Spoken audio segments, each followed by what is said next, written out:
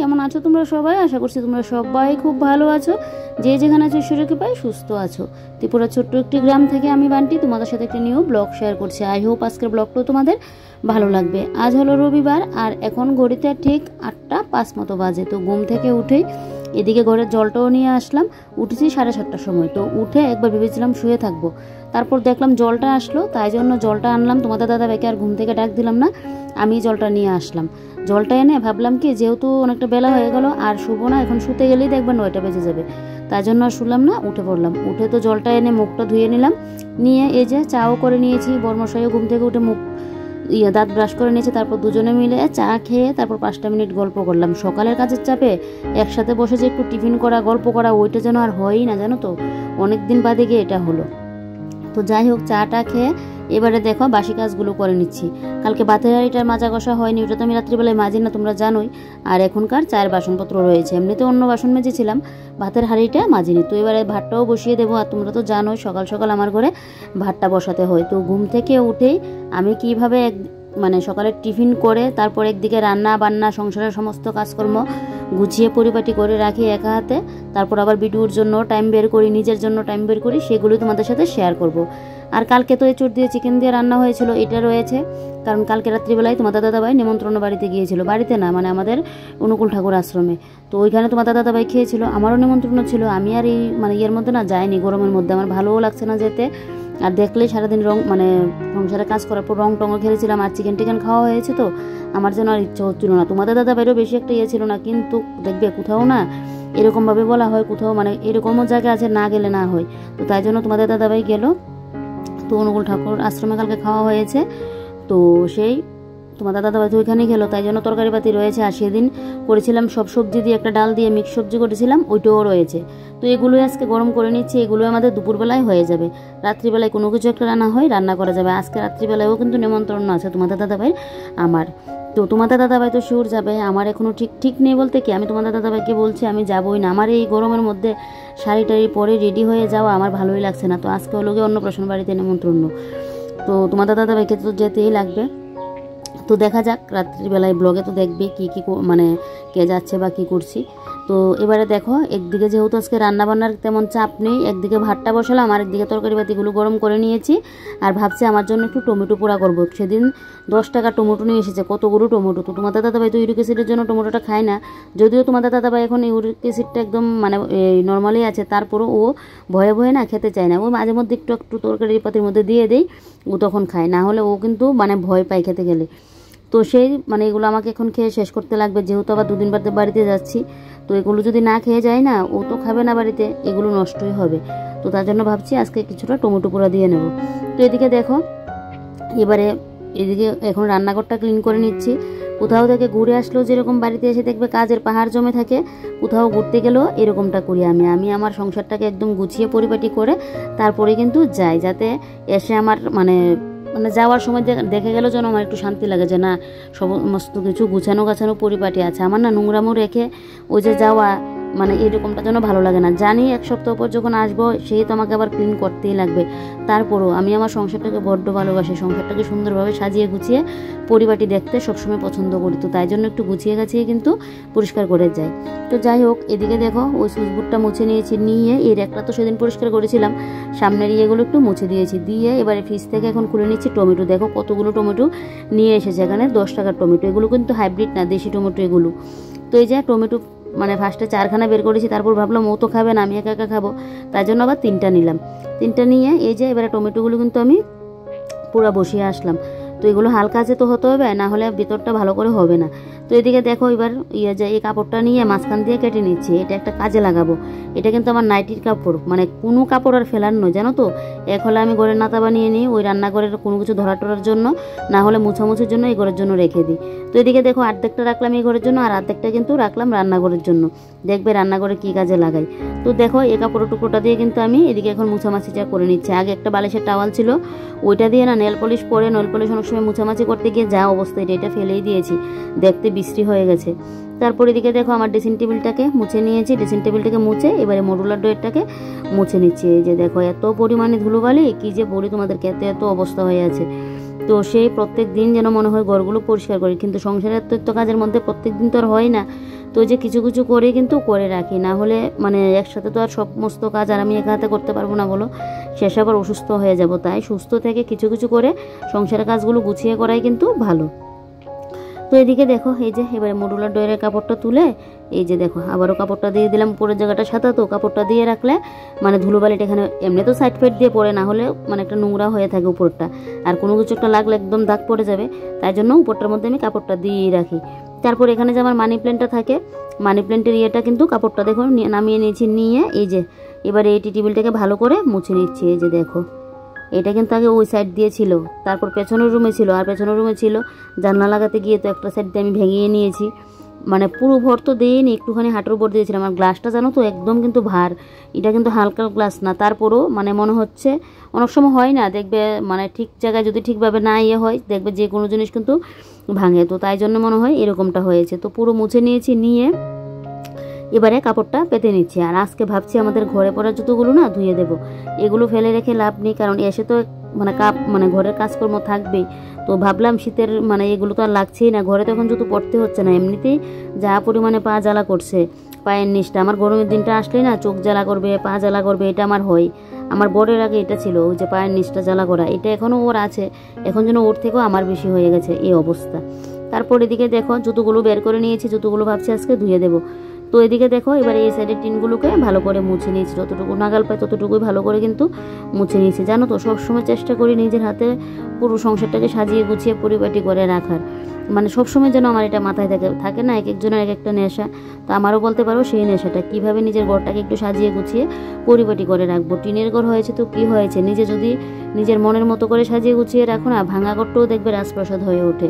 আর দুতলা বাড়িকেও যদি তুমি সুন্দরভাবে পরিপাটি করে না রাখো, সেটাও দেখবে মানে দেখতে কিন্তু বিশ্রী লাগে।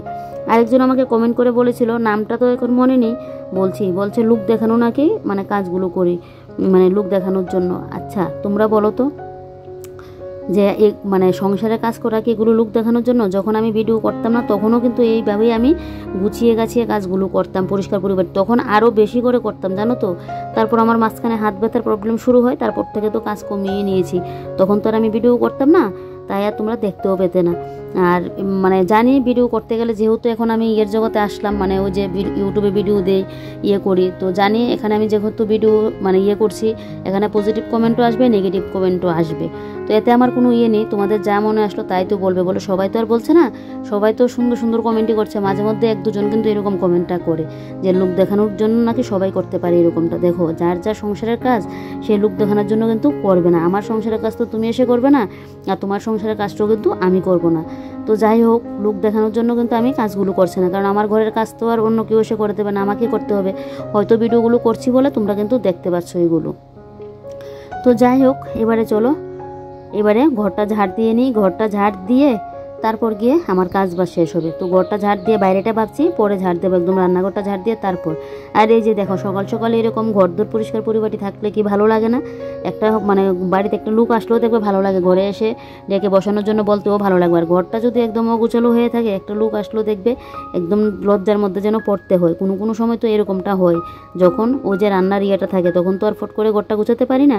আর এদিকে দেখো টমেটোগুলো কিন্তু বেশ ভালো সেদ্ধ হয়ে গেছে আমার, এদিকে ঘর গুছাতে গুছাতে টমেটো কিন্তু মানে সেদ্ধ হয়ে গেছে। তো গ্যাসটা অফ করে তারপর এই যে দেখো এদিকে এবার আমি এখন ওই যে কাপড় চোপড়গুলো ভিজিয়েছিলাম, এগুলো আমার কালকেরও ছিল, আর সকালবেলায় কয়েকটা সকালবেলা না মানে কালকে ভিজিয়েছিলাম, ওই যে এই হোলি খেলে আসলাম তো, আর স্নানের ড্রেস টুস যা ছিল ওগুলো ওই ভিজিয়েছিলাম কালকে স্রাব জলে, যে আজকে ধুয়ে দেবো।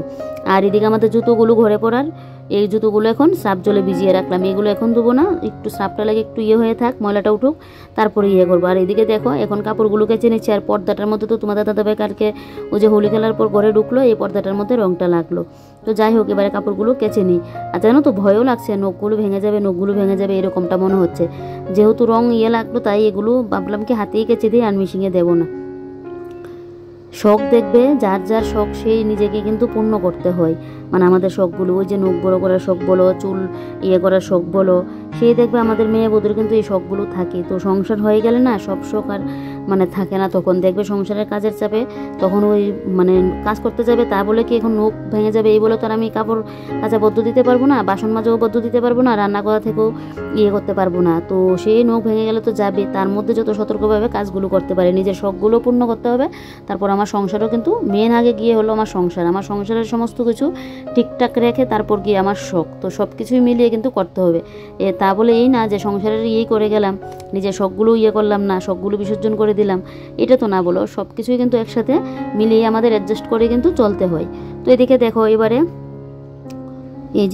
কাপড়গুলো ধুয়ে মেলে দিয়ে দেবো, যাক সকাল সকাল শুকিয়েও যাবে। আর এখন তো রোদের অবস্থা বুঝতেই পারো কী পরিমাণে রোদ দিয়ে। ও আরেকজন আবার কমেন্ট করেছিল যে কথাগুলো যেন ঠিকঠাক করে বলি, তো জানি না আমি কথার মধ্যে কি বললাম যে তোমাদের বুঝতেও সুবিধা হয়েছে, তো একটু কমেন্ট করে বলবে। তো তোমাদের সবাইকেই বলছি, একজন কিন্তু কমেন্টটা করেছিল, তো সেই একজনকে বলছি, সবাইকে বলছি না, কারণ সবাই তো মানে বুঝছে বলে আমাকে কমেন্টগুলো করছে। আর একজন এরকম মানে নেগেটিভ একটা কমেন্ট করলো যে কথাগুলো যেন ঠিকঠাক করে বলি, তো কি আমি কথা ভুল বললাম সেটা একটু আমাকে বুঝিয়ে বলো, তাহলে নেক্সট ভিডিওতে আবার তোমাকে আমি মানে ঠিকঠাক করে কথাটা বলার চেষ্টা করব। তো অবশ্যই তুমি বলে দিও। আর এদিকে দেখো গাছ থেকে 2-1টা কাঁচা লঙ্কা নিয়ে আসলাম, আর এদিকে টমেটোটা, তারপর এদিকে ধনেপাতা কুচি, পেঁয়াজ কুচি, কাঁচা লঙ্কা কুচি, 2টা শুকনো লঙ্কা পুড়ে নিয়েছি, আর একটুখানি নুন আর একটু সর্ষের তেল দিয়ে কিন্তু এখন রেখে দেবো, এখন মাখবো না। তার আগে এদিকে গ্যাসটা মুছে পরিষ্কার করে নিচ্ছি। তোমাদের দাদাভাইও কিন্তু এদিকে বাথরুমে গেল স্নান করতে, তো ওইদিকে স্নান করে আস্তে আস্তে আমি এদিকে গ্যাস টেসটা মুছে পরিষ্কার করে নিই। কি জানো তো, ওই যে সকালবেলায় উঠে আর শুলাম না, তাই জন্য কিন্তু ভালো হয়েছে, না হলে শুতাম মানে যদি একটু শুয়ে থাকতাম না, সেই দেখতে একদম 9টা বাজতে 15 বেজে যেত ঘুম থেকে উঠতে। একবার বাইরে থেকে মানে সকালবেলা যদি মানে উঠো না, বাইরে থেকে গিয়ে যদি আবার এসে শুই না, তখন দেখবে চোখটা কিন্তু লেগে যায়। তো যাই হোক, সকাল সকাল উঠলে সংসারের অনেক কাজকর্মই কিন্তু করা যায়, কিন্তু আমার তো সকালের ঘুমটা বেশি চাপে, আমি অতটা সকাল সকাল উঠতে পারি না। যেদিন বিশেষ কাজের চাপ থাকে সেদিনে গিয়ে আমি সকালে উঠি, তা বলে এই না যে আমি ঘুমের ইয়ে বলে সকালবেলা উঠিই না। এই যে দুর্গাপুজোর সময় বলো বা আমাদের যখন দোকানের সিজন থাকে তখন তোমাকে সকাল সকাল উঠতে হয়, দুর্গাপুজোর সময় তখন আমাকে দোকান ডিউটি দিতে হয়, সংসারে কাজকর্ম করে রান্নাবাড়ি করে দুপুরের খাবার নিয়ে দুজনের জন্য পুজো টুজো দিয়ে একদম দোকানে চলে যায়। সেই আবার রাত্রিবেলায় আস্তে আস্তে 12টা-1টা, তখন আবার এসে এই রান্নাবান্না মানে আবার রান্নাবান্না করে খেতে হয়। তাহলে বুঝো তখন কি চাপ যায়, তখন আর ঘুম চোখের মধ্যে যেন থাকে না। কাজের চাপ যখন থাকে তখন যেন ঘুমও চলে যায়।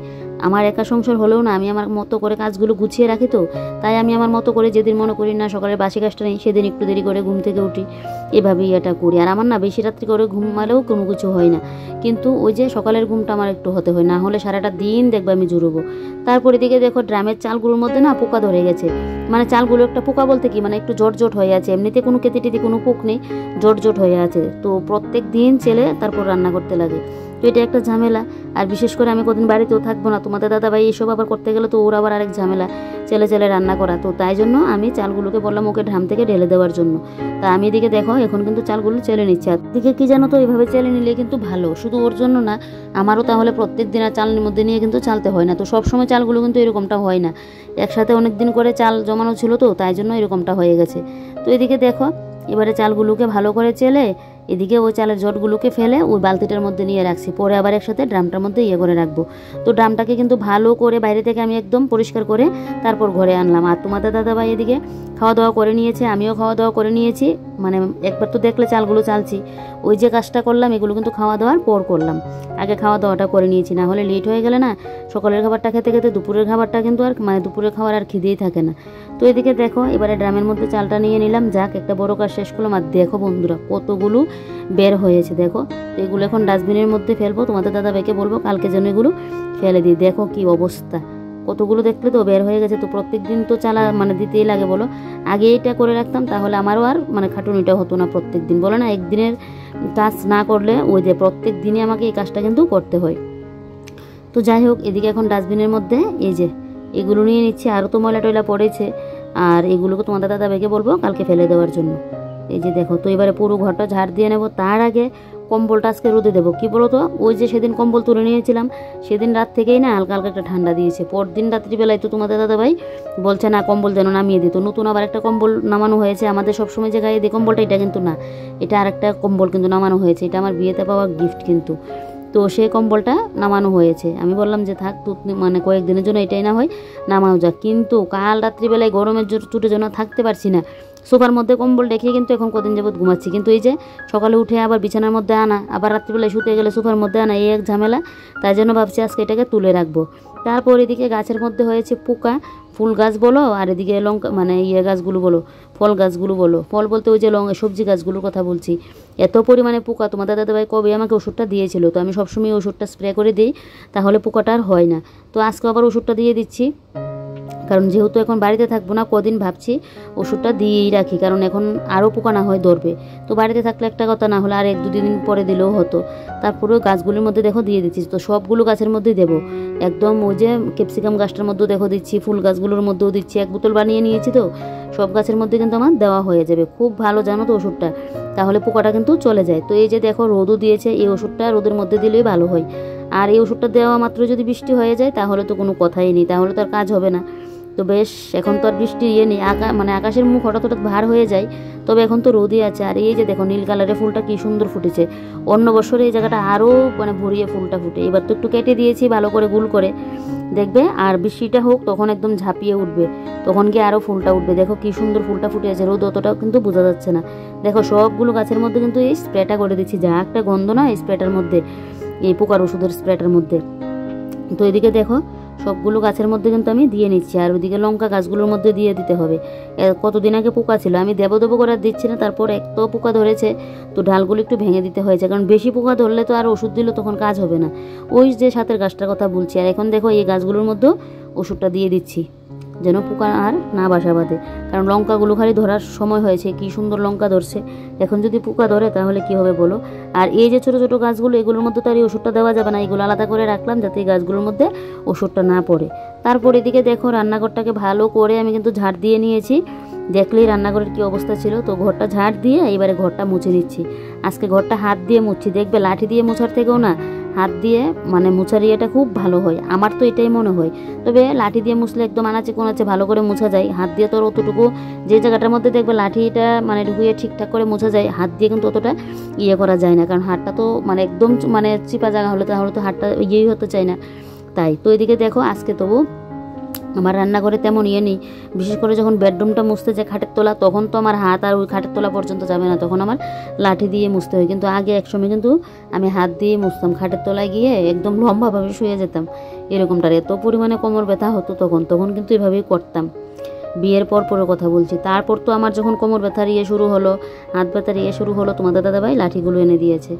তো যাই হোক, জীবনে অনেক কিছু থাকে গো, ভালো খারাপ দুঃখ কষ্ট সবার জীবনে অনেক কিছু থাকে। তো যাই হোক চলো, দুঃখের কথা নাই বললাম, সুখের কথাই বলি। একটা মানুষের জীবনে দেখবে সুখটা কমই থাকে, কিন্তু দুঃখটাই কিন্তু আমাদের জীবনে দেখবে বেশি থাকে। হয়তো কারো কারো জীবনে সুখের পরিমাণটা বেশি, আমার জীবনে তো সুখ দুঃখ মিলিয়েই কিন্তু জীবনটা। তো শুধু যে সুখ তাও না, আর শুধু যে দুঃখ তাও না, তারপরও দুঃখ তো আছেই, সবার জীবনে দুঃখটা থাকে। তো যাই হোক চলো, এবারে দেখো এই জায়গাটা করেছি, এই পরিষ্কার করেছি। এই জায়গাটা দেখো, এই জায়গাটা একটু কাঁচি দিয়ে পরিষ্কার করে নিয়েছি, তখন যে ওষুধ দিয়েছিলাম আর গাছগুলো সরিয়ে এই জায়গাটা ভালো করে কাঁচি নিয়ে, ছোটো ছোটো গাছ হয়ে উঠেছিল, এই জায়গাটা ভালো করে পরিষ্কার করে দিয়েছি। দেখো কতটা ভালো লাগছে। তো ঝাড়টা দিয়ে তারপর এবারে বসলাম জুতোটা নিয়ে, ঘরের কাজকর্ম তো শেষ, এবার এই জুতোগুলো ধুয়ে নিতে পারলে বেশ বলতে পারো আমার কাজ বাস শেষ।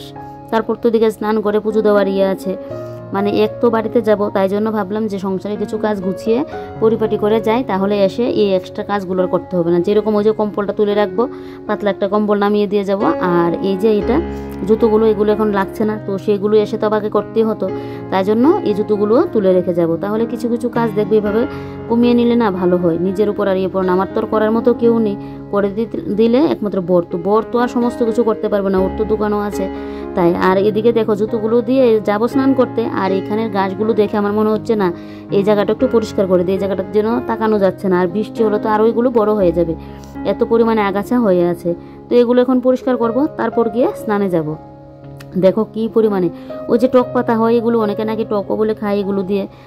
আমি কোনোদিনও এগুলো দিয়ে খাইনি। এগুলো দিয়ে আবার পূজার বাসন টাসনও মাজলে নাকি পরিষ্কার হয়। তো দেখো গাছের গুঁড়াগুলো এগুলো পরিষ্কার করে দিচ্ছি, কারণ আমি কদিন তো এবার মানে বাপের বাড়িতে গিয়ে থাকবো, তখন এসে এগুলো দেখবো আরও মানে বিরাট আকার ধারণ করে আছে। তো তাই এগুলোকে আমি একটু পরিষ্কারই করে যাচ্ছি। দিন আসলে দেখবে আরও যেন গাছপালা মানে তাড়াতাড়ি মানে ভালো গাছগুলো হতে চায় না, আগাছাগুলো যেন তাড়াতাড়ি বেড়ে যায়। যাই হোক চলো এই জায়গাটা এখন পুরো পরিষ্কার করি, আর মোবাইলটা দিকে চার্জে বসিয়ে এসে এই জায়গাটা পুরো পরিষ্কার করব, তারপর গিয়ে স্নান করে এসে পুজোটা দেবো। তো চলো আজকের ভিডিওটা এখানে শেষ করি। তোমরা সবাই ভালো থেকো, সুস্থ থেকো আর সাবধানে থেকো। ভিডিওটা ভালো লাগলে একটা লাইক করে দিও, অনেক অনেক ভালো লাগলে শেয়ার করে দিও। নতুন কোনো বন্ধু আমার চ্যানেলে এসে থাকলে আমার ভিডিওটা মানে চ্যানেলটাকে সাবস্ক্রাইব করে পাশে থেকো। তো চলো আজকের মতো বাই বাই, তোমরা সবাই ভালো থেকো, সুস্থ থেকো। কালকে নেক্সট ভিডিওতে